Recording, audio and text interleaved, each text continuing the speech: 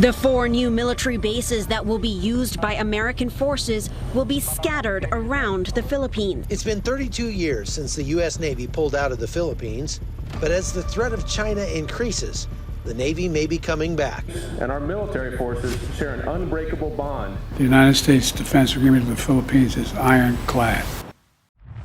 Ilang mga bansa ang handang magipagsanib puwersa sa Pilipinas sa tumitinding tensyon ng China at Pilipinas.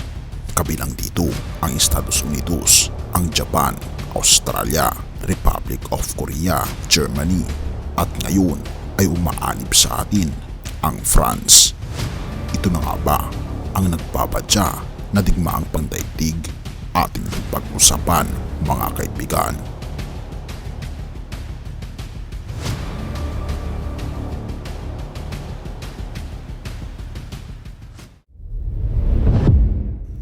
Tumitindi ang tensyon sa West Philippine Sea.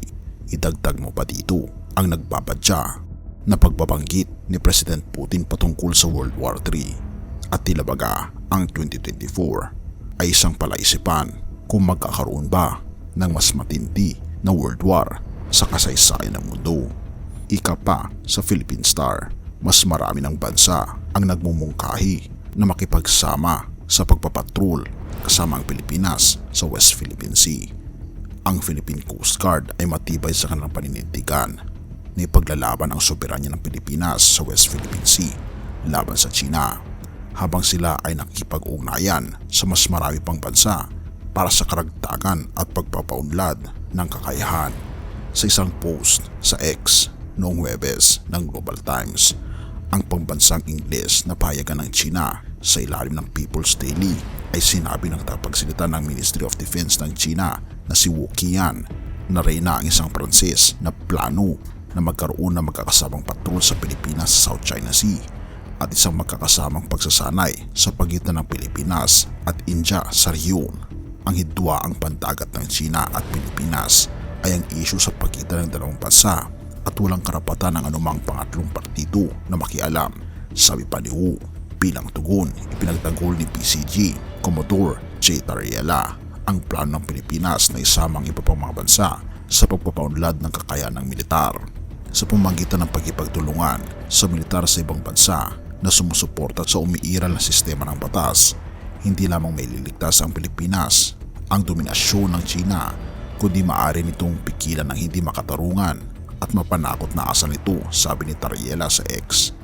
Ang layunin ng France na magkaroon ng magkakasamang patrol ay hindi lamang nagpapakita ng suporta nito sa Pilipinas, kundi nagpapalakas din ng ating pahayag na mas marami ang estado na naniniwala sa ating legal na basihan sa pag-angkin ng soberanya at karapatan sa West Philippine Sea kumpara sa walang batayan na 10-dash line claim ng China, dagdag pa niya. Sa isang hiwalay na pahayag, sinabi ni PCG Commandant Admiral Ronnie Hill Cavan na kinikilala ng ahensya ang kahalagahan ng mas matibay na mga partnership sa mga dayuhang kaperaha kabilang Estados Unidos, Japan, Australia, Republic of Korea, Germany at sa pag-unlad ng PCG at pagiging isang organisasyon na magtakapangalaga ng karagatan ng world class. Matthew 5 verse 9. Blessed are the peacemakers, for they shall call the children of God. Totoo nga mga kaibigan, tayo ay tatawagin mga anak ng Diyos kung tayo ay magiging peacemaker. Naway mauna ito sa ating sarili at umusbong ito sa bawat mamamayan ng Pilipinas na tayo ang bansa na nagbibigay ng kapayapaan at naway tulungan tayo ng ating Panginoong Diyos na mag-radiate ang tunay na kapayapaan ng ating Panginoong Diyos sa mga Pilipino hanggang sa dulo ng mundo. Purihin ang ating Panginoong Diyos at salamat kaibigan sa iyong panonood. Tayo manalangin. Manaming banal mga Panginoon naming Diyos, kami po'y lubos na nagpapasalamat sa inyo pong pagmamahal sa amin.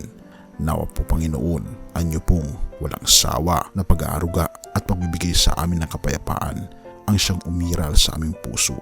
Tulungan kami Panginoon na maging beacon ng kapayapaan sa buong mundo at tulungan kami na magkaroon ng peace of mind sa pamagitan ng pakikisama ng Banal na Espiritu at magkaroon ng pag-iisip na hindi niyo po kami papabayaan. Salamat Panginoon sa inyong mga pangako at salamat sa inyong pong pag-ibig sa amin. Patawarin po kami sa lahat ng aming pagkukulang at pagkasala at nawa po Panginoon, tulungan kami na magkaroon ng mas malalim na relasyon sa inyo ngayon at magpakailan pa man.